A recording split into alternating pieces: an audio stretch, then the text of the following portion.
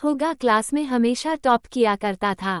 जैसे ही सर किसी भी काम को करने के लिए कहा था तो सबसे पहले आकाश को आवाज दिया करता था।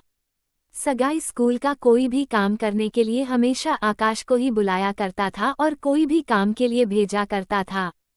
इस कारण से सभी लोग आकाश से अच्छी तरह से बातचीत किया करते थे क्योंकि क्लास में टॉप होने के बावजूद वह सर से अच्छी पहचान रखते थे। जैसे जैसे शीतल उसके बाद में पुरानी होती गई वैसे वैसे ही उसकी दोस्ती आकाश के साथ होने लगे थे। आकाश आगे की कुर्सी में बैठा करता था और शीतल भी पढ़ने लिखने में काफ़ी ज़्यादा होशियार होने के कारण वह भी आगे बैठा कर देते हैं। अब तो हर समय टीचर क्लास में होते हुए भी हुए दोनों एक दूसरे से बातें किया करते थे पढ़ाई के बारे में।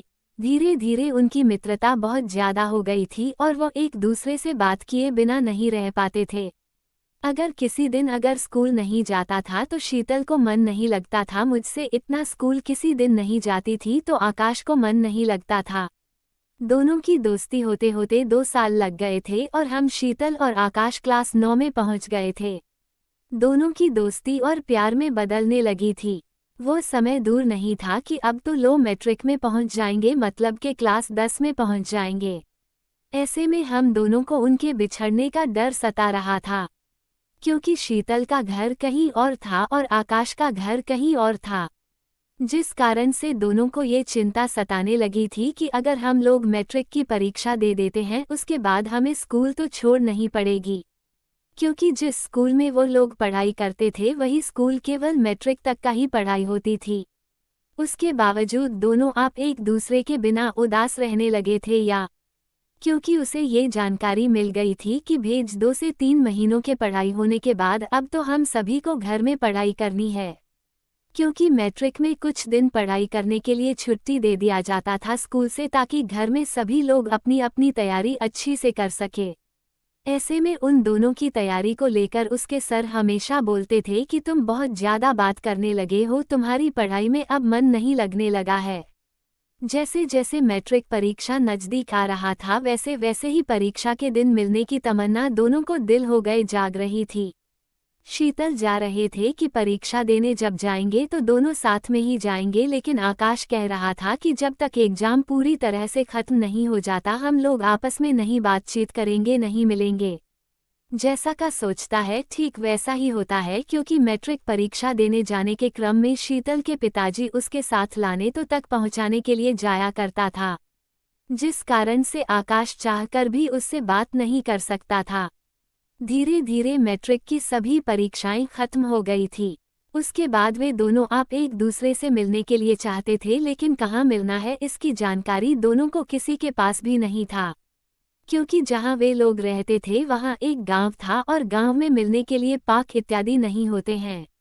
साथ ही गांव के लोग इतने ज़्यादा कठोर नियम के होते हैं कि वो कभी भी एक दूसरे को मिलते हुए नहीं देख सकते हैं, क्योंकि गांव में इस प्रकार का नियम नहीं चलता है। सभी लोगों अपने कायदे में रहते हैं और सभी लोग अपने बेटे बेटियों को नियम के अनुसार चलने पर फोर्स करते हैं।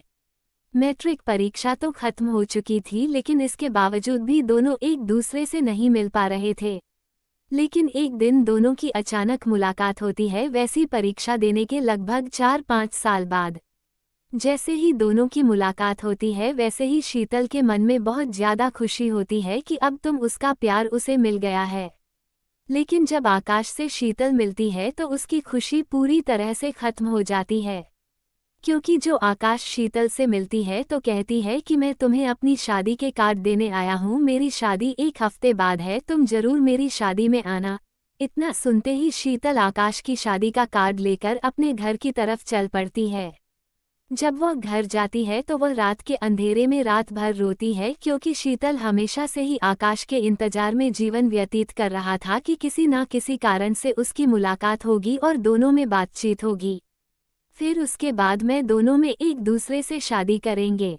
लेकिन किस्मत को कुछ और मंजूर था। जब आकाशित उसे मिलता है तो डायरेक्ट अपनी शादी के कार्ड देने के लिए मिलता है। एक चिट्ठी लिख पड़ी हुई थी जिसमें लिखा हुआ था, तुम शादी तो कर रहे हो लेकिन अपना दिल ले जाना भूल गए हो, या लो मेरा दिल अपने पास रखो, क्योंकि तुम्हारे बिना मेरा जिंदगी का कोई मकसद ही नहीं है।